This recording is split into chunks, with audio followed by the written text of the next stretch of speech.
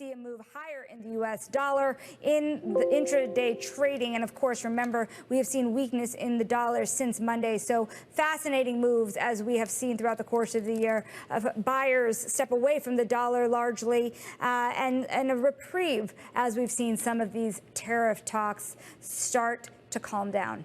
Now to D.C. We're talking about something else today, of course. That is, key Senate Republicans are resisting the House's plan to gut clean energy tax credits. They vowed to soften the blow for emerging technologies and nuclear power. And for a look at the winners and losers of the proposed GOP tax bill, we are joined by Bloomberg Intelligence's Nathan Dean. When you look at all the numbers, what surprises you the most, if anything?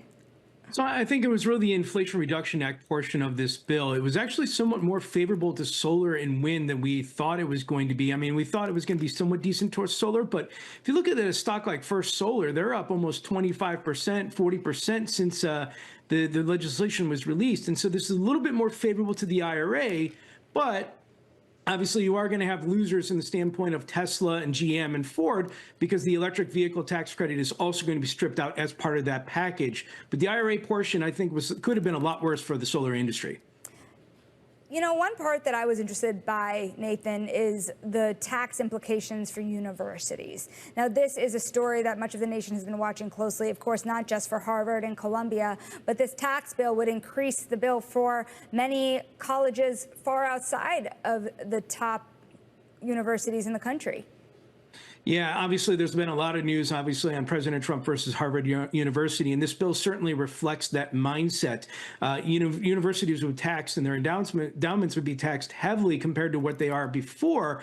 But, I would just say is that what we're telling our clients is this is just the opening salvo, if you will, because, look, it passed the House and Ways and Means Committee, and it may very well pass the House. But our view is that the Senate's going to take this, say thank you very much, and then throw it over their shoulder and do what they want anyway. So there's a lot of time here for a lot of amendments and changes, and the university one could be one of those angles that the Senate ultimately decides to alter. What's the status on the SALT compromise as we know it?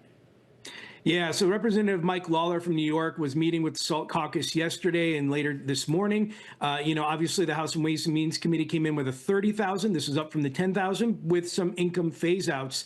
The general thought in Washington is that the SALT caucus is probably looking for around 64. Obviously, some have said as much. If you talk to Matt Miller, he'll say no cap whatsoever.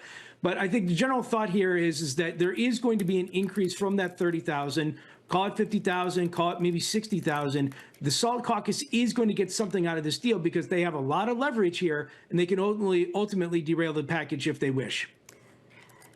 Really quickly here, and actually, we have to leave it here. We have to head to break shortly, Nathan. We are looking forward to your coverage on this tax bill. That is Bloomberg's Nathan Dean. Now